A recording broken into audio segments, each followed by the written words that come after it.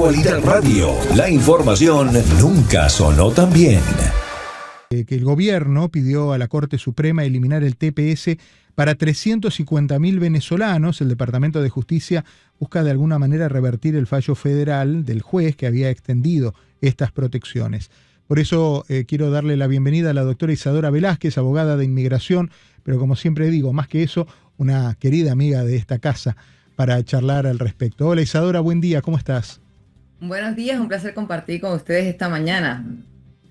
En reemplazo de Yoli Cuello, que hoy va a estar fuera de la estación, tiene el día libre, queríamos abrir este programa hablando contigo sobre esta noticia que realmente, no sé si nos sorprende, pero creo que en el fondo todos esperábamos una reacción del gobierno de esta manera, en este sentido, pero la brutalidad y la violencia con la que el gobierno está reaccionando frente a esto que considera, una afrenta hacia su política migratoria, ¿no?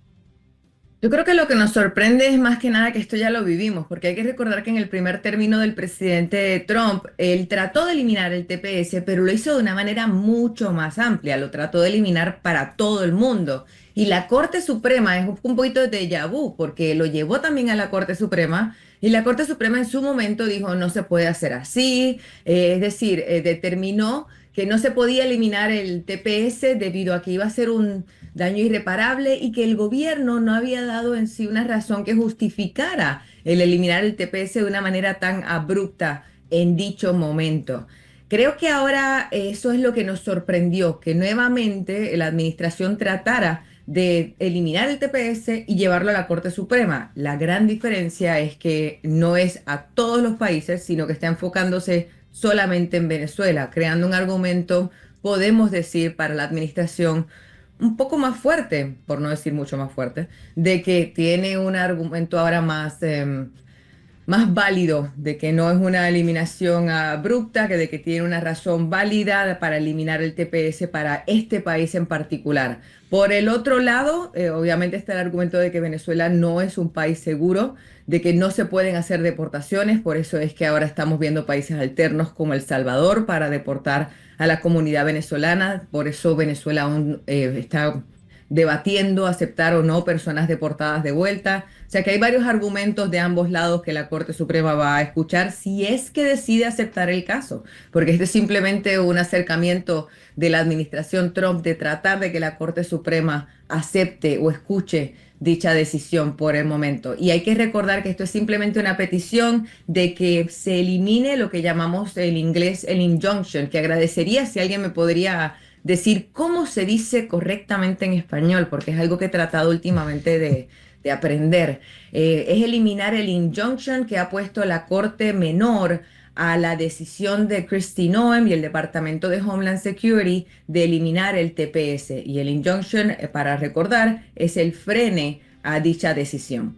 Dos preguntas. La primera, dejar establecido algo que mencionaste recién, pero que quiero pasarlo en limpio, porque cuando leía las primeras noticias hoy a la mañana sobre esto, hacían hincapié en la comunidad venezolana. No es el TPS global que apoya o que, digamos, protege a todas nacionalidades, nicaragüenses, haitianos. No, es el foco está puesto en Venezuela.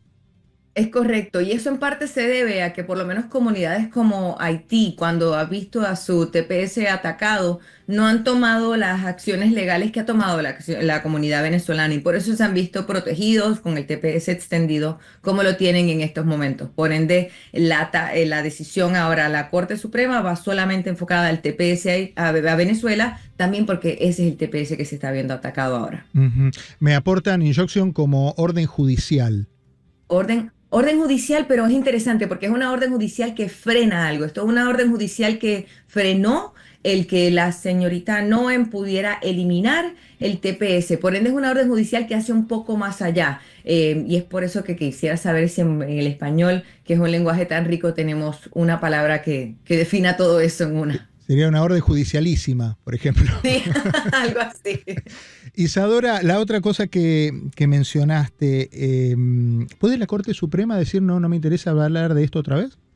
Sí, sí lo puede hacer, pero también creo que aquí lo que está haciendo la administración es un poquito lo que ocurrió con la orden de Aliens Enemies Act. En su momento hay que recordar que la Corte Suprema frenó la orden judicial de la Corte Inferior que decía que bueno, no podemos continuar utilizando esta sección de la ley. Y la Corte Suprema saltó rápidamente y dijo, no, sí, vamos a eliminar esta orden judicial de la Corte Menor y sí se puede continuar utilizando. Hasta que la Corte ahora recientemente, ayer mismo, fue clara en explicar por qué no se puede utilizar esta sección de la ley. Eso es otro tema. Pero bueno, creo que eso es lo que está buscando en cuestión del TPS la administración, que la Corte Suprema salte rápidamente, como lo hizo en dicho momento con otra ley, para eliminar esta orden judicial de la Corte Menor. Ujú.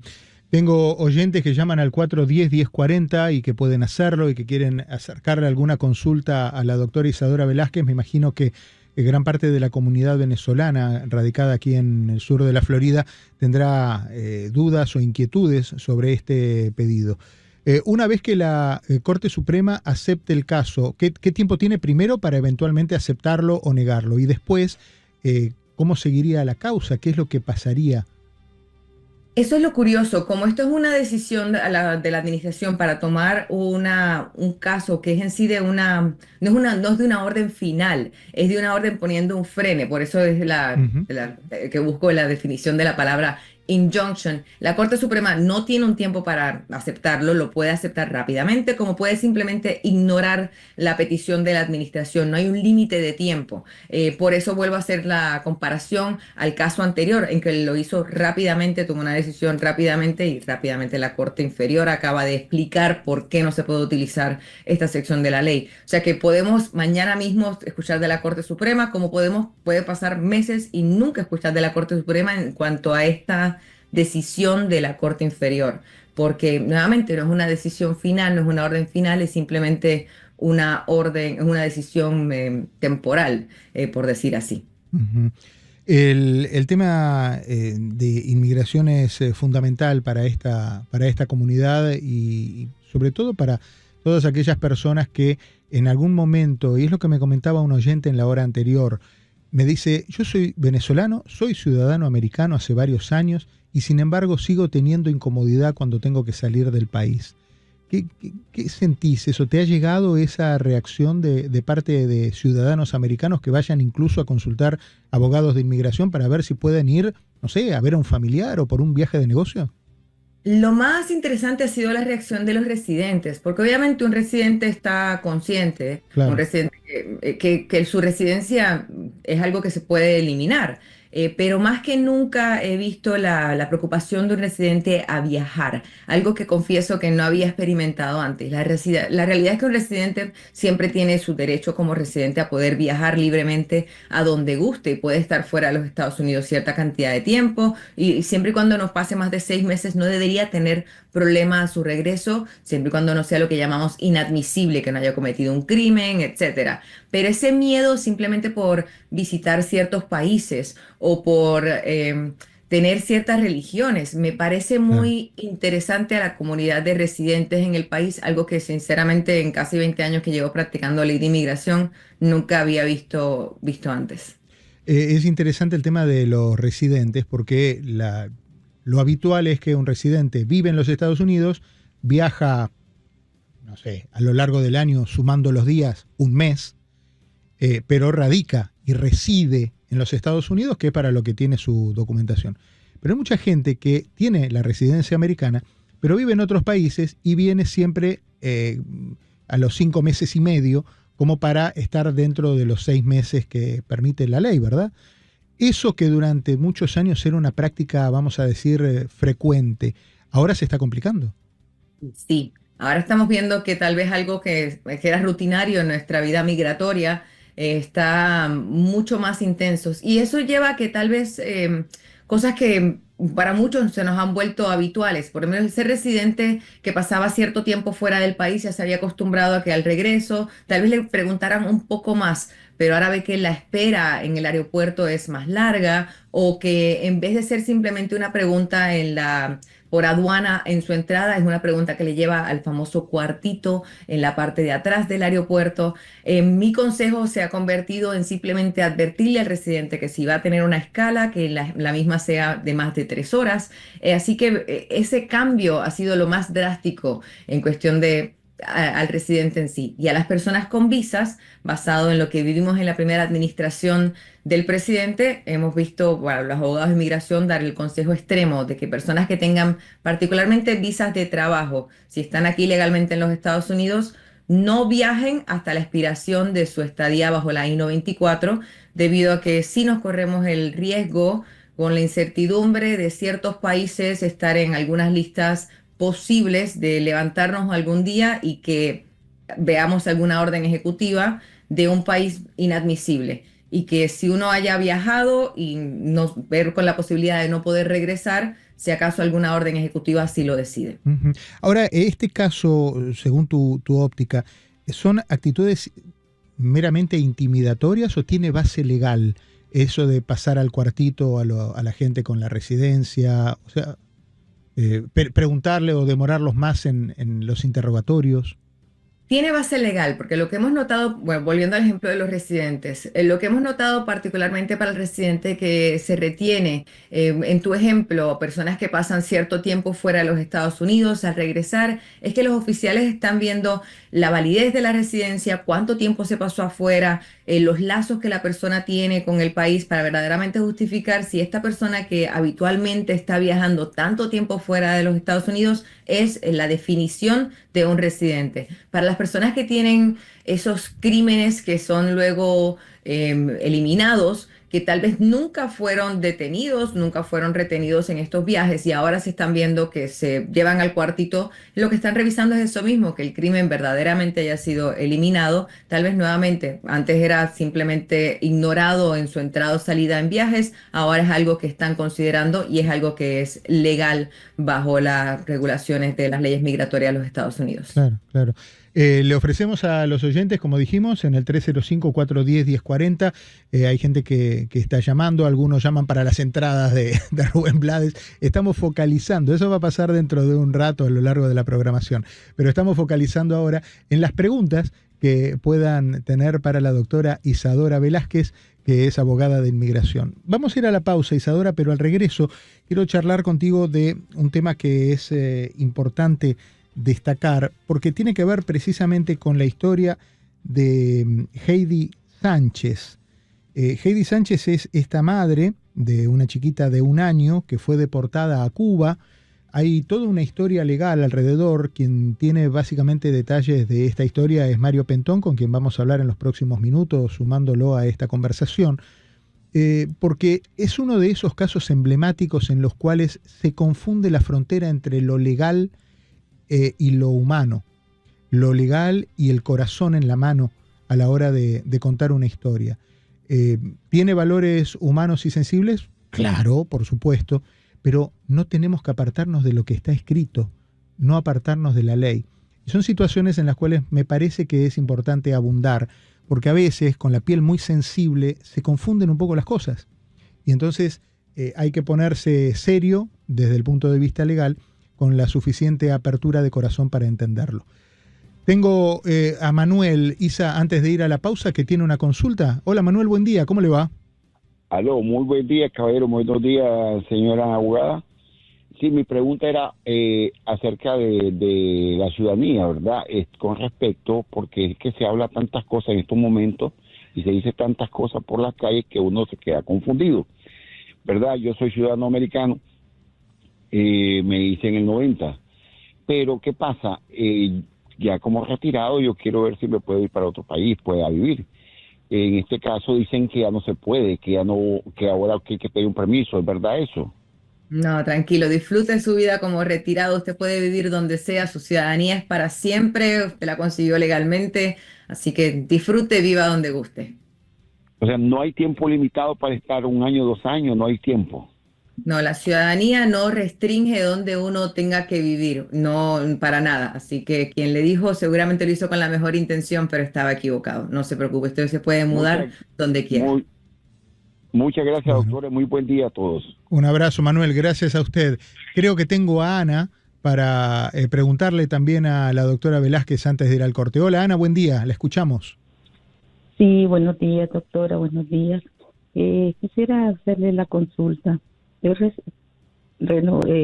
mi tarjeta de residencia está vencida, mandé la solicitud, me mandaron la cita para hacer las huellas, la tomaron, después me vino contestación de ellos que tenía que hacérmela nuevamente. Fui, nuevamente la hicieron, la envié, pues esperé el resultado y ahora mandan a pedir que haga ¿cómo le llaman? Disculpe,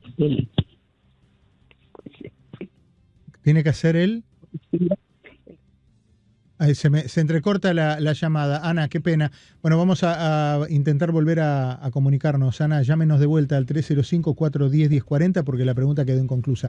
Al regreso lo tengo a Mario Pentón, Isadora, un querido amigo común, un formidable periodista relacionado con el tema Cuba, con quien también vamos a incorporarlo y a charlar de varios temas que confluyen en la inmigración y en la historia política. Hablábamos recién con la doctora Isadora Velázquez, abogada de inmigración. Sumamos a la charla al periodista Mario Pentón, una de las figuras más destacadas del periodismo que atiende la historia, la fuente, digamos, relacionada con Cuba. Mario, buen día, ¿cómo estás? Qué gusto saludarte. Muy buenos días, Diego. Buenos días, Isadora. Qué gusto saludarlos a los dos. Muy buenos amigos, además. Sí, sí. Quiero, y te convocaba para que charlemos no solo de varias cuestiones relacionadas con el tema inmigratorio. Algunos piensan que Mario Pentón es abogado de inmigración. No, se ha convertido en un experto en inmigración, pero es periodista. Y queríamos hablar del caso de Heidi Sánchez. Básicamente, para tomar algunos apuntes de quién estamos hablando, el 22 de abril Heidi Sánchez fue a una cita rutinaria de ICE, esto fue en Tampa. Allí mismo quedó detenida, encerrada en una celda y expulsada a Cuba. Ella tenía una orden de deportación desde el año 2019, pero se le permitió vivir y trabajar siempre y cuando se reportara regularmente con ICE. En ese tiempo se casó con un ciudadano americano, naturalizado. En noviembre del 2003 nació su hija. Hace 2 años se presentó a una solicitud de residencia legal y aún hoy espera respuesta. Fue repatriada recientemente junto a 81 personas. Dicen que lo que había de malo en ese caso es que un día no se presentó a una de las audiencias y eso marcó su legajo, su historia inmigratoria, con un fallo que aceleró una deportación. Y el otro dato a tener en cuenta, estamos haciendo un muestreo de información y ahora la vamos a ir separando una por una, es que ella entró con una I-220B, no la A, sino la B. Y ahora vamos a conocer los detalles de la diferencia entre una y otra y por qué estamos parados en este momento con el caso de Heidi. ¿Qué nos podés contar, Mario, sobre esto? Bueno, Diego, como bien sabes y toda la comunidad, el caso de Heidi Sánchez Tejeda es uno de los casos más conmovedores, ¿no? Todos hemos visto el video o los videos de ella, tanto una entrevista que le concedió a la agencia Reuters como videos que nos ha enviado a los periodistas acá del sur de la Florida llorando a lágrima viva, pidiendo estar con su bebé. Es un caso que realmente es muy sensible por el hecho de que es una madre que la deportaron justo cuando su niña tiene apenas 1 año de edad. Claro. Efectivamente, ella tenía una petición familiar, lo que pasa es que esa petición todavía no estaba aceptada por parte de inmigración, no estaba aprobada, es la palabra, por parte de inmigración. Entonces, hay que recordar siempre, y a mí me gusta una y otra vez remachar esto, que el gobierno de los Estados Unidos te deporta a Cuba cuando Cuba te acepta, no es cuando quiere el gobierno de los Estados Unidos. Permitime que pongamos en contexto a los oyentes escuchando un fragmento de Heidi Sánchez en alguna de sus presentaciones por video.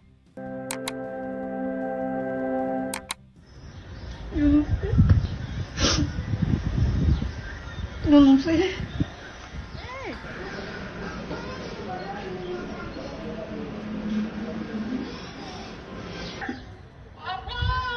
De pie, mi vida, de pie.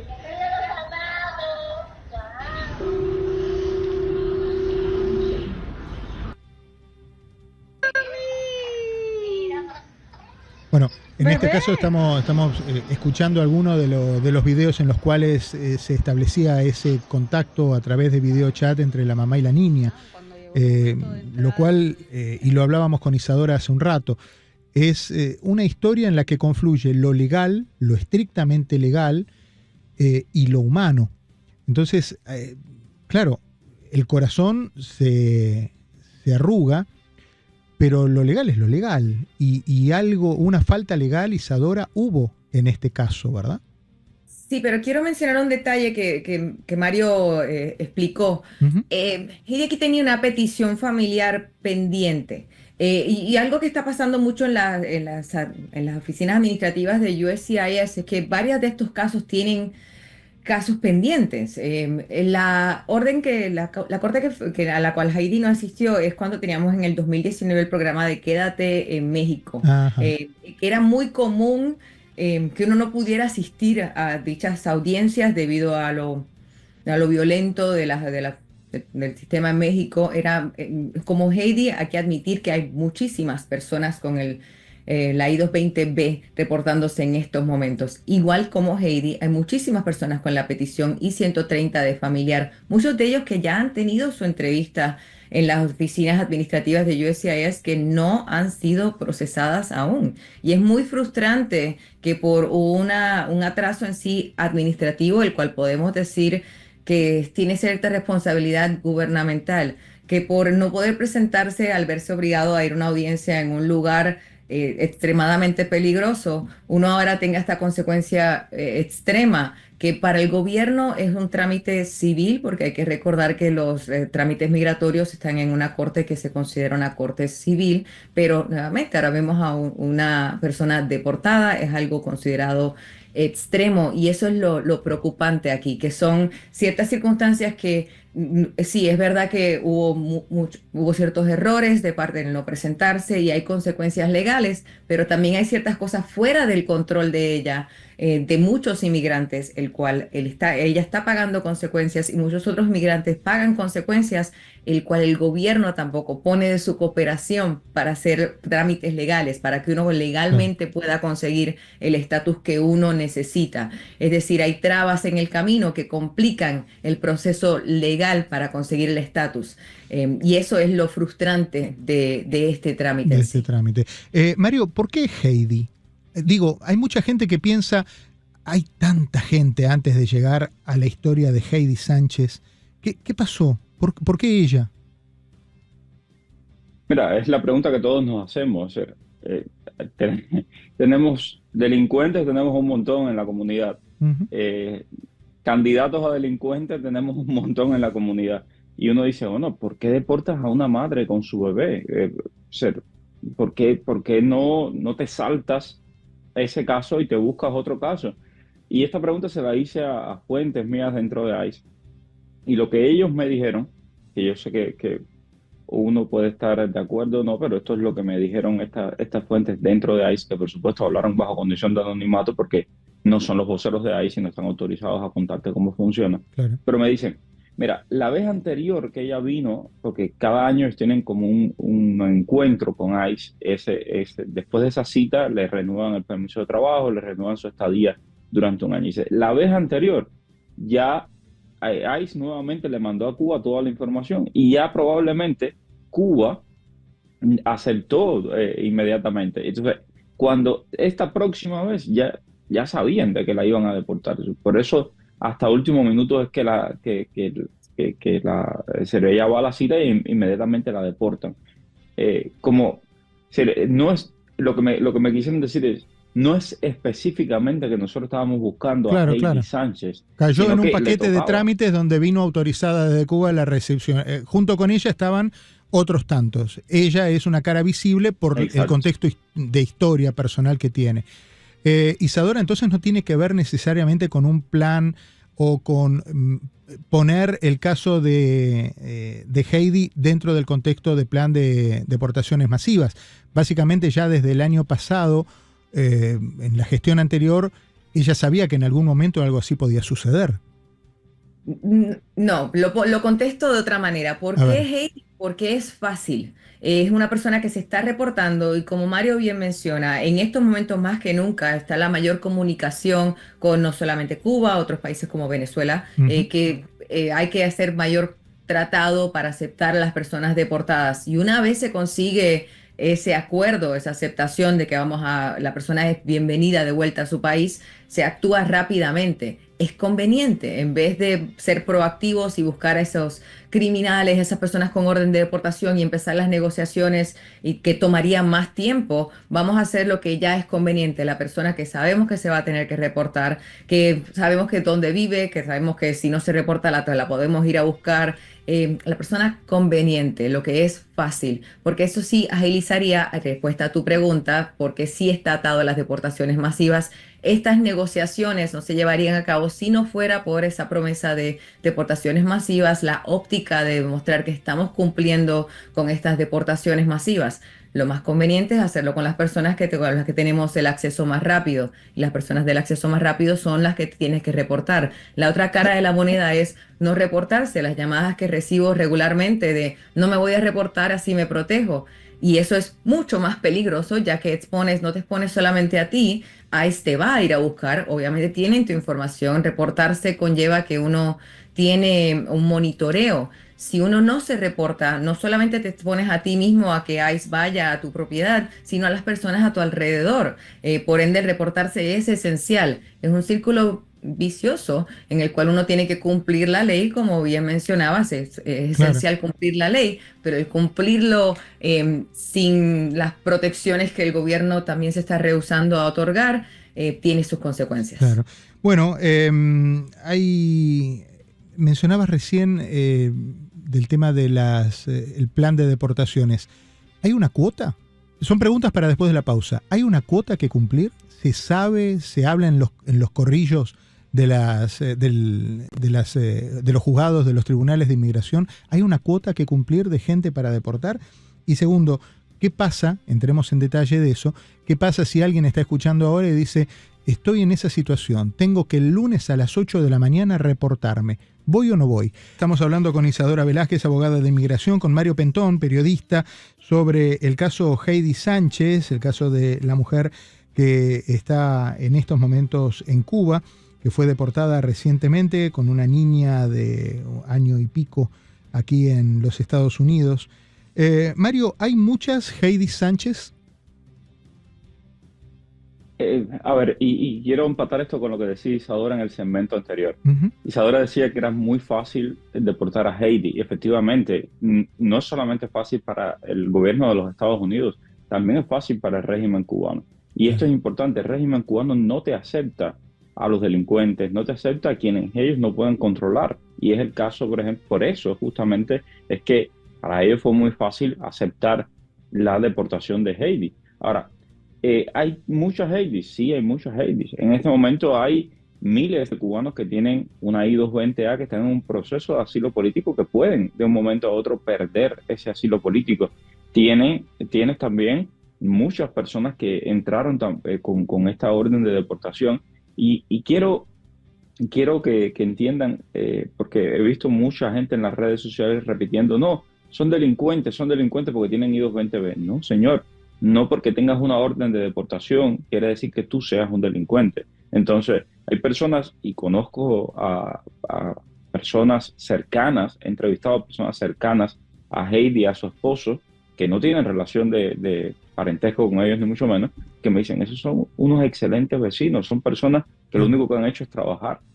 Ahora, Isadora, la I-220A y la I-220B, según entiendo, el solamente hecho de recibir una I-220B en sí mismo es, me explicaba alguien, tú me confirmarás, es prácticamente una sentencia a muerte. Lo que falta es que den el gatillazo, pero que de entrada ya la I-220B en sí misma es una orden de deportación. ¿Es más o menos así? Explico, la diferencia es la I-220A, se entiende que tú eres lo que consideran en inglés un arriving alien, alguien que está llegando, eres alguien que está llegando. te tienes que presentar a corte. La I-220B está atada automáticamente a una orden de supervisión, que es lo que estaba haciendo Heidi aquí. Típicamente se otorga a personas que ya estaban dentro de los Estados Unidos, personas que se entregaron. Es la gran distinción a las personas que me dicen, no, pero yo entré legalmente luego le clarifico, pero ya estabas en los Estados Unidos cuando tuviste ese encuentro con el oficial migratorio, entonces no entraste legalmente porque ya estabas acá en el país cuando luego te entregaste, como decimos, cuando te encontraste con el oficial migratorio. Eso es lo que lleva la I-220B, que luego el oficial te haya dejado salir con una orden de supervisión, eso es la I-220B. Así que por eso es que suele estar atada con esa sentencia, como mencionas. Por eso el caso de Heidi. Toda persona que haya sido permitida la entrada luego del programa de Quédate en México, que hay personas que hayan tenido su orden de supervisión, que tienen una orden de deportación, perdón, entraron con una orden de supervisión para luego tratar de usar este tiempo para remediar el caso. Lo que vieron es que toma mucho tiempo, han visto que son 6 años desde que entró, desde que Heidi fue deportada, 5 años desde que entró, y aún así no pudo remediar su caso en este tiempo. El proceso migratorio es muy lento y aún está pendiente. Y el hecho que se haya casado con un ciudadano naturalizado, eso no le eximía, o sea, ese estatus nuevo de esposa de un ciudadano americano no va contra la I-220B que tenía. El estatus le dio el privilegio de poder aplicar a una petición y así remediar esa orden migratoria, esa orden de deportación. Que es el trámite que no llegó.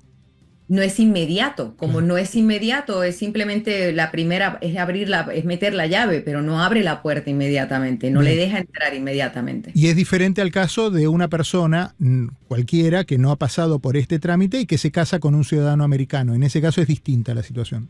No, tienen que entender que casarse con un ciudadano americano solo no es suficiente. Hay Bien. pasos a seguir y los pasos no son inmediatos. Eso es lo que muchas personas no entienden. El argumento es el equivalente a las personas que asumimos, pero me dejaron entrar. Entiendan que el dejarte entrar o me casé no es suficiente. Uno tiene que aplicar, y el aplicar es lo complicado aquí, porque aplicar es lento. Y aquí Heidi es un ejemplo perfecto de lo lento del proceso y las consecuencias que tiene dicha lentitud. Porque sí, hubo errores, pero por eso el punto de Mario es tan importante, el acusar de criminalidad, cuando en sí la lentitud es lo que lleva a este recurso tan drástico de una deportación, de una separación de familia. En sí es lo lento del proceso a lo que lleva esta deportación. Mario, lo traicionero y lo maquiavélico del régimen me lleva a pensar, y ahí entro en territorios de teorías conspirativas, ¿no? Que no son mi fuerte, pero digo, Cuba cuando aceptó el caso de Heidi, sabía que estaba aceptando un caso que podía socialmente, civilmente, en cuanto a condena pública, resultarle un tiro en el pie para la administración de Trump. ¿Podría haber influido eso? Decir, en lugar de agarrar a otros tantos, mirá, una chiquita con 1 año, que hizo todo aparentemente by the book,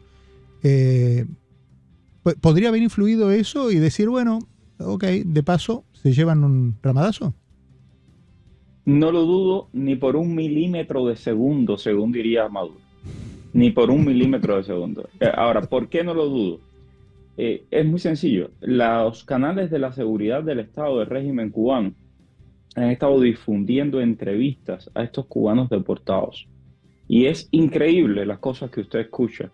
En todas las entrevistas acusan a los Estados Unidos de racistas, xenófobos, todo, claro. antiinmigrantes. Y entonces te ponen a estos cubanos que deportan para reafirmar ese mensaje, a veces de una manera ridícula. Por ejemplo, en una de las últimas entrevistas es a una persona que entró por CBP-1, por la frontera, pero por el programa este de Biden, que tenía un parol, tenía todo aquí bien en este país, pero se metió a robar en una tienda. Y el hombre te lo cuenta, además con una inocencia que, vamos, eriza. Yo lo único que hice fue robarme un pantalón. Y entonces me agarraron y me deportaron para acá, porque es que esa gente son lo más racistas que hay. Digo, no, carajo, claro. tú te robaste un pantalón. Hombre, pero el régimen cubano, es decir, una y otra vez está tratando de utilizar, si antes utilizó la migración como un arma al llenarte la frontera sur de inmigrantes, al coordinar con Nicaragua, su amigo, para que aquello fuera un desmadre. Lo que ha sucedido en la frontera en los últimos 4 años ha sido un desastre, y ha sido un desastre en buena parte producto de la concatenación entre Caracas, Managua y La Habana. Pero entonces, ¿ahora qué están haciendo? Bueno, pues ataquemos por la onda de que son racistas, de que quieren deportar a los latinos, a los que hablan español, etcétera. Por ahí van. Es este mundo de las verdades a medias, ¿verdad, Isadora? Donde, Sí. donde no se termina de contar la historia completa y el titular grande es deportaron a una mamá de una nena, de una lactante. Y bueno, pero dame más datos, porque con eso solo así no necesito el contexto, ¿verdad? Isadora, ¿qué estamos aprendiendo de todo esto?